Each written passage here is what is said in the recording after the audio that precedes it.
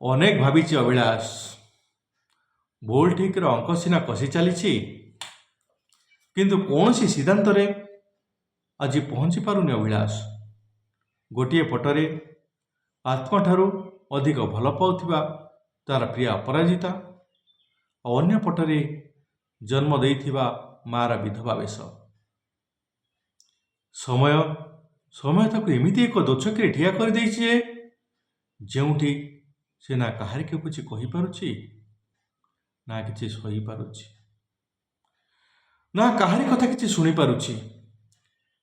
ମନ ଭିତରେ ଜ୍ୱାଳାମୁଖୀ ଥିଲେ ବି ଜ୍ୱାଳାମୁଖୀର ଯନ୍ତ୍ରଣାକୁ ସେ ନିଜେ ନିଜ ଭିତରେ ଲୁଚାଇ ରଖିଛି। ଆଉ ସବୁକିଛି ଠିକ୍ ଚାଲୁଥିଲା ଭଳି ଅଭିନୟ କରି ଚାଲିଛି ଅଭିଳାଷ।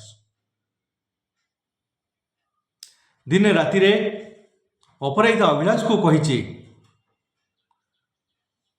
ଜାଣିଛ ନା, ଆଜି ଜଣେ ବାବା ଆସିଥିଲେ, ମୋ ହାତ ଦେଖିଲେ, କେତେ କ'ଣ କହିଲେ।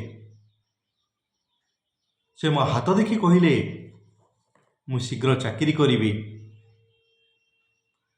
ନିଜର ଜାଗା କିଣିବି, ଘରଟେ କରିବି। ବୋଉକୁ କହିଲେ, ଯାହା ହେଉ ଲକ୍ଷ୍ମୀମନ୍ତ ବୋଉଟିଏ ପାଇଛୁ ତୁ, ଖୁବ୍ ରୋଜଗାର କରିବ, ସମସ୍ତେ ଭଲରେ ଚଳିବ, ବହୁତ ଭଲରେ ଚଳିବ।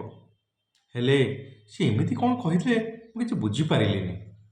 ସେ କହିଲେ, ସବୁ ଭଲ ଯେ, ଏସବୁ କରିବ ଯେ, ହେଲେ ଆୟୁଷ ଆକୁ ସବୁ ଭୋଗ କରିବାକୁ ଦବନି।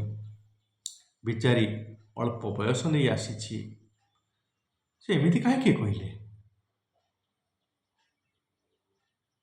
ଅଳ୍ପ ବୟସ ନେଇ ଆସିଛି, ଏଇ କେଇ ପଦ କଥା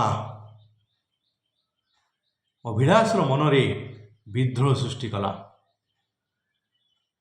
ଅଭିଳାଷର ମନ ଭିତରେ ବିଦ୍ରୋହର ନିଆଁ ଜଳି ଉଠିଲା।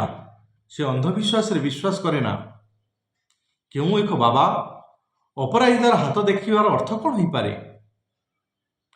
ସାଇ ଭାଇଙ୍କ କଥାରେ ପଡ଼ି ଘର ଲୋକ ଅନ୍ଧବିଶ୍ୱାସର ଶିକାର ହୋଇଛନ୍ତି। ତିନିଟା ଜୀବନ ଯିବା ଦୁଃଖ ଭିତରେ ହୁଏତ ପରିବାର ଆଜି ଅଣନିଶ୍ୱାସୀ ହୋଇପଡ଼ିଛି। ଏହି ବୋଉର ଆସିବାରୁ ଏମିତି ଘଟିଲା କି? ତା ଜାଣିବାକୁ ହୁଏତ ପରିବାର ଲୋକ ଏହି ପଦକ୍ଷେପ ନେଇଛନ୍ତି।